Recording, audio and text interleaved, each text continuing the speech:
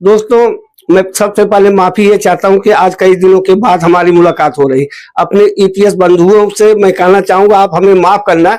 आपकी लड़ाई को निरंतर मैं लड़ ही रहा हूं। ये नहीं कि मैंने अपना कदम पीछे हटा लिया, लगातार जो है बात कर रहा हूं। अब तो मेरे ध्यान में आने लगा कि जो लोकतंत्र का पर्व सामने आपके आ रहा है, 19 अप्रैल से शुरू हो रहा है, 30 जून को समाप्त हो रहा है। उसमें मैं आपकी सहभागिता चाहता हूं। आपका सहभागिता का मतलब है कि आपका जो है इस तरह से हो कि अगर हमारा जवाब ईंट से है तो हम उसको पत्थर से दे रहे हैं। जो जिस भाषा में समझे उस भाषा में आपको समझाना होगा। जब हमारे बुजुर्ग लोग आक्रोश में आ जाते हैं तो माँ बहनों के शब्द भी निकालने लगते हैं। आज युवा पीढ़ी तो बुजुर्ग लोग जो है सभ्य है, सुशील है, सज्जन है। हम तो ऐसे लोगों पेंशनरों से मिले हैं, बुजुर्ग होकर के अपने परिवार में नाती पोते बच्चों को जो है ना ऐसी ऐसी भाषा में ऐसे ऐसे शब्दों का प्रयोग करते हैं। उसका मात्र एक मकसद होता है अभाव। जब अभाव होता है आदमी के जीवन में तो किसी न किसी ढंग का उसका बुरा असर उसके ऊपर आता है। वो गलत शब्दों का जो है उच्चारण करना शुरू कर देता है। मैं सबसे पहले आपसे निवेदन करूंगा, शब्दों का अपनी गरिमा बनाए रखें, अपने भाव को बनाए रखे रहे। जैसे आंदोलित 10 साल तक आप लोग नहीं हुए, वैसे जो है आपको अब नहीं होना। अब रण क्षेत्र का मैदान सामने जो है आ चुका है। सभी योद्धा अपनी कमर कस लिए हैं। अब लोग एक दूसरे के जवाब देने के लिए जो है तैयार हैं। हमें वो वोट की चोट से जवाब देना है। ये आप पर निर्भर करता है कि आप पक्ष में जाएंगे, विपक्ष में है। मेरा मकसद ये नहीं है किसी पार्टी के पक्ष में प्रचार करना। आपको स्वयं विचार करना है कि हमारे साथ कौन कैसा किया है। दोस्तों, आज समय की विडंबना कही जाए या वक्त कहा जाए, ऐसा आ गया है कि एक विवेचना करके मैं बता रहा हूं, आप लोग सुनने की कोशिश करना।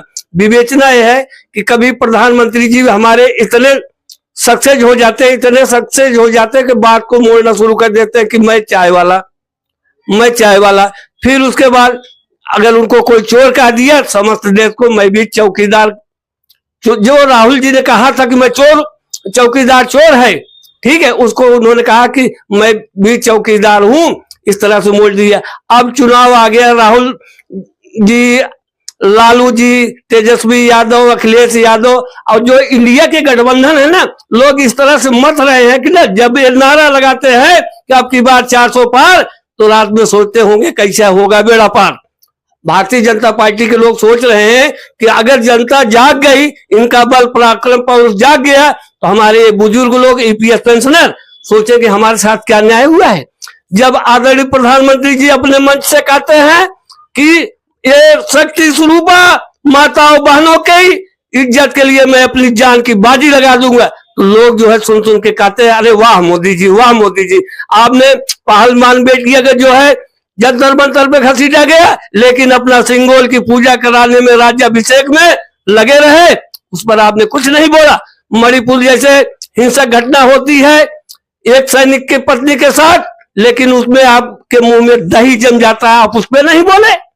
क्या दुनिया ये नहीं जानती है कि आपके ना बोलने से भारत का गौरव गरिमा का स्थान दुनिया में क्या स्थान मिला? कि हमारे देश के प्रधानमंत्री जिन मुद्दों पे बोलना चाहिए उस पर नहीं बोलते हैं, जहां नहीं बोलना चाहिए बोल देते। अगर आप एक बार कह देते, 2 बार आश्वासन दिया ईपीएस 95 वालों पेंशनरों को कि घबराइए मत, अशोक राउत जी, वीरेंद्र सर जी, राजावत सर, आप लोग घबराए नहीं। आपकी मांगे जो है पक्ष और विपक्ष दोनों स्वीकार करता है। कोई नहीं कहता कि आपकी मांग गलत है। आप लोगों ने कम आंदोलन नहीं किया। अगर 2 बार कहते हैं कि आपका काम हो जाएगा, तो जनता ये पूछना चाहती है, जानना चाहती है मोदी जी आपकी कौन सी गारंटी है? क्या इस पे गारंटी नहीं दिया था क्या? ऊपर से कहते हो गारंटी की भी गारंटी है, तो आप कहां भूल जाते हैं शक्ति स्वरूप पे। जब लालू परिवार की बात करते हैं तो आपके पास परिवार हो जाता है। अब आप सोचिए, कभी कहते हैं कि मैंने परिवार छोड़ा है देश हित के लिए, फिर आप कहते हो अगर लालू जी की बात को माना जाए और तेजस्वी की बात माना जाए तो आपके भाषण के जो है पोस्टमार्टम तो आम जनता कर देती है। अब आप जो है पुराने रटे रटाए भाषणों से न करें। अब आप तो कुछ कोड ऑफ कंडक्ट लगने की वजह से अब आप कुछ कर नहीं सकते हैं। क्या हम ईपीएस का काम कर दे, ईपीएस का काम कर दे, पेंशन की बढ़ोतरी में अगर 2 दिन पहले आप बोल दिए होते, 4 दिन पहले बोल देती है कि पेंशनरों की बढ़ोतरी बढ़ जाएगी। वो आरोपी को आपने कहा इतना पैसा दिया, लेकिन वो आरोपी वाले आज कहते हैं बताइए किसको दिया और किसको मिला। वो लोग भी आंदोलित हैं, वो लोग भी परेशान है, ईपीएस पेंशनर परेशान है। माता और बहनों पर तो देश की जनता चाहती है ना आप महंगाई पे बोले, ना आप बेरोजगारी पे बोले, ना आप पेंशनर पे बोले। ठीक है, अब आप इलेक्टोरल बॉन्ड को देख लीजिए, कैसी स्कीम आप 2018 में ला दी है, जो कभी नहीं भारत में थे। इलेक्टोरल बॉन्ड के द्वारा चंदा पर धंधा दिया गया, इससे देश की कितनी बड़ी हुई। आखिर मोदी जी इतने पैसे गब्बर सिंह की तरह आपको क्या जरूरत पड़ गई है? आपको गब्बर सिंह के पास कोई इतना वो नहीं था, लेकिन दुनिया भर को लूटता था। अब आप बताइए, ये समय है चुनाव का, हमारे ईपीएस पेंशनर भाई परेशान है, बुजुर्ग लोग परेशान है, छात्र युवा परेशान है, जवान परेशान है, नौकरियों के लाले पड़े हैं, नौकरियों के नाम पर कंपनियों में जो है ताले पड़े हैं। ये कब आप करवाएंगे? आप आइए, आपको हमने वोट दिया, जात के नाम पर, धर्म के नाम पे दिया, हिंदू मुसलमान के नाम पे दिया, बेरोजगारी के नाम पे दिया, महंगाई के नाम पे दिया, अत्याचार के नाम पे दिया, महिला उत्पीड़न के नाम पे दिया, राष्ट्रवाद के नाम पे दिया, भारत पाकिस्तान के नाम पे दिया, गाय और गोबर के नाम पे वोट दिया। अब आप बता दें एक बार कि देश की जनता को कब तक ऐसे जुमलेबाजी और जो जुमलेबाजी कर आज पहले करते थे, आज उसको गारंटी दे रहे। आपकी किस बात की गारंटी माना जाए? आपने ही कहा था पेंशन मिलेगी, आपने ही कहा था 2 करोड़ लोगों को रोजगार मिलेगा, आपने कहा कि भारत एक संप्रभु देश बन जाएगी जिसकी संप्रभुता पूरी दुनिया में गाई जाएगी। आज देश की बड़ी बदनामी हो रही कि 140 करोड़ जनता में 80 करोड़ जनता इस तरह से बेरोजगार और भूखी है कि दुनिया में थू ये होता है कि सरकार अगर राशन न दे तो वहां के लोग जो है जीवन यापन और भूखमरी के शिकार हो जाए।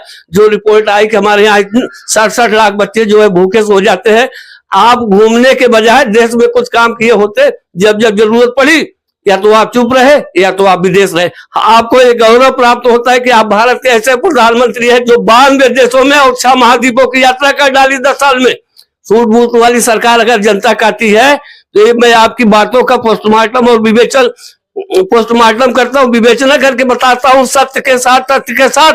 आपने जो किया है ये आने वाले चुनाव में हो सकता है आप दुनिया की सबसे बड़ी पार्टी है, यह सत्य है, और शक्तिशाली है दुनिया के, सत्य है। आपने सारा काम, लेकिन अगर दुनिया की सबसे बड़ी शक्तिशाली है तो आप अपने बल पर चुनाव जीत के देखिए। जातीय गठबंधन, पार्टियों को गठबंधन, दल दल को जोड़ते हुए भारतीय जनता पार्टी को मैं कहता हूं आपने दल दल बना दिया। जो भी जा रहा है फंस रहा है, चंदा देगा तो धंधा लेगा। इलेक्टोरल बॉन्ड में आपने यही किया।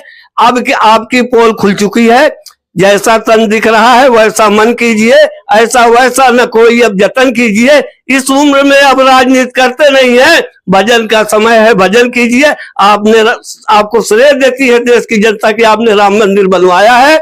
आप राम मंदिर अयोध्या में पहुंचिए, वहां पर श्री राम श्री राम श्री राम करिए। भारत की जनता राम का दर्शन करने आएगी और आप भी दर्शन करेंगे। हम इसलिए कह रहे हैं कि आदरणीय मोदी जी, प्रधानमंत्री चाचा जी, इस धरा पे सब कुछ धरा रह जाएगा। अब हम इतना परेशान होने कोई जरूरत नहीं है।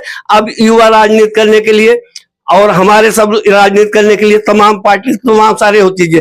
कम गौरव आपको श्रेय कम नहीं प्राप्त है। 3-3 बार मुख्यमंत्री रहे, 2-2 बार प्रधानमंत्री रहे, इससे ज्यादा गौरव और क्या चाहिए।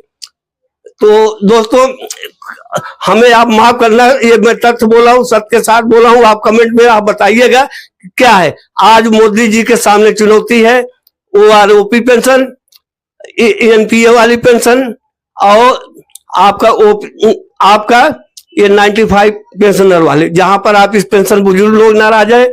छात्र नौकरियों के नाम पर जो 3 पेपर लीक के मामले हुए उस पर भी आप कुछ नहीं बोले। नौजवानों के भविष्य से आप खिलवाड़ करते हैं। आपको क्या कदम उठाना आवश्यक नहीं था क्या? जो शिक्षक भर्ती 69,000 जो है लखनऊ की पेंडिंग पड़ी हुई है, यह आवश्यक था कि नहीं? अगर तेजस्वी यादव कम समय में 4 लाख नौकरियां विदाउट पेपर लीक हुए दे सकते हैं और आपकी सरकार नीतीश जी के होने पर पेपर लीक हो जाता है, तो इससे ज्यादा विडंबना की बात क्या होगी?